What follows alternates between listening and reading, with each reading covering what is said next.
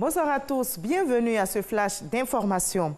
Nuit blanche à Abidjan, la Côte d'Ivoire a rendu hommage à son fils Didier Arafat ce vendredi 30 août 2019 jusqu'au petit matin. Des milliers de fans ont fait le déplacement au stade Félix Houphouët-Boigny au plateau. Entre concerts, discours et recueillements, la soirée riche en émotions s'est achevée ce matin par l'inhumation du Daïchikan où Ange Didier, le roi du coupé-décalé, a été porté en terre ce samedi donc au cimetière de Williamsville à l'issue d'une procession, comme nous le rapporte Patricia Omoetia.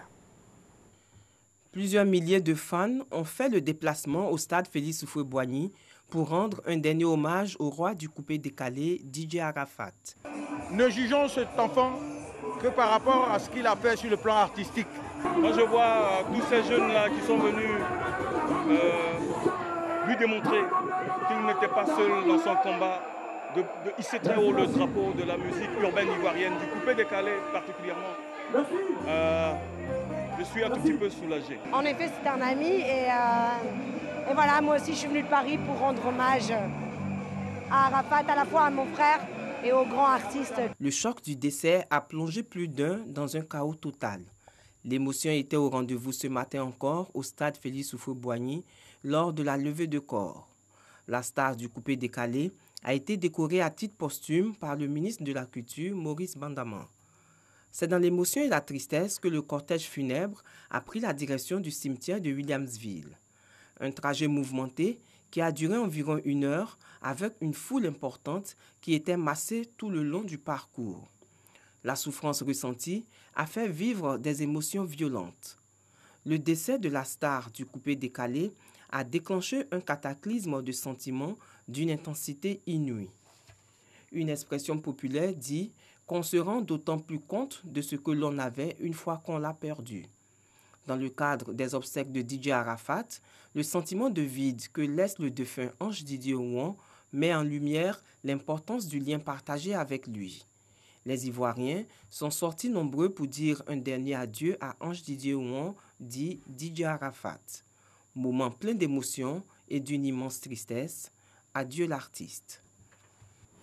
Voilà, Didier Arafat est parti, mais reste vivant par ses nombreuses créations. La rédaction de RTI1 lui consacrera la page culture de ce samedi. Nous revisiterons sa carrière, sa vie, son impact sur la culture, son talent reconnu par l'État ivoirien qui l'a décoré, vous l'avez vu, à titre posthume. Et bien, pour évoquer les 15 années de carrière de la légende du coupé-décalé, je serai en compagnie de Serge Koléa, journaliste au service société de la rédaction de RTI1, à suivre donc dans l'édition de ce soir.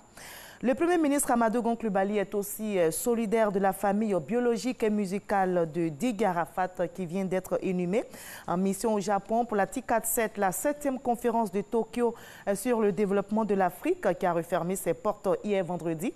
Il multiplie les rencontres. Le chef du gouvernement ivoirien s'est entretenu avec son homologue japonais. Ils ont évoqué le renforcement de la coopération entre leurs deux pays. Nous en saurons davantage dans l'édition de 20h. Les populations de Yéré-Tiélé dans le département de Dianra où sévit une maladie non encore identifiée reçoivent la visite d'un émissaire du gouvernement. Le ministre de la Santé et de l'Hygiène publique, Aka Awele, s'est rendu sur place. Il annonce le renforcement du système sanitaire dans la région du Béret. Son équipe s'attelle à détecter et à éradiquer cette maladie qui a fait des morts. Le ministre Aka Awele a rendu visite également aux familles des victimes pour leur exprimer le soutien et la compassion de l'État ivoirien. L'ONU est aussi solidaire des malades d'Ebola en RDC. Le secrétaire général de l'ONU, Antonio Guterres, est arrivé aujourd'hui à Goma, dans l'est du pays. La région est frappée par des attaques de groupes armés, est en proie à une épidémie d'Ebola. Et selon le Comité national multisectoriel de la riposte contre la maladie, à ce jour, 2006 personnes en sont mortes. Selon l'OMS, Ebola tue 25 à 90% des malades. 3 provinces sont particulièrement touchées par le virus, le Nord Kivu, l'Ituri et le Sud Kivu. Et sur les 3000 cas recensés, 902 personnes ont été déclarées guéries. Le bras de fer entre les manifestants pro-démocratie et l'exécutif se poursuit à Hong Kong. Malgré l'interdiction des autorités, des milliers de manifestants marchaient dans les rues de Hong Kong aujourd'hui. Et cette violation de consignes a entraîné, comme vous le voyez sur ces images, des heurts entre manifestants et forces de l'ordre près du Parlement et de l'exécutif hongkongais. Une énorme barricade a été incendiée près du QG de la police et les manifestants qui protestent contre les extraditions en Chine réclament la démission de l'exécutif.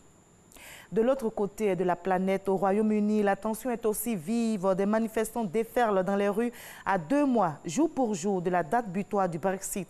Dans le collimateur des protestataires, la décision controversée prise cette semaine par le Premier ministre britannique Boris Johnson de suspendre le Parlement de septembre jusqu'au 14 octobre prochain. Fin de ce flash, on se retrouve à 20h. À tout à l'heure.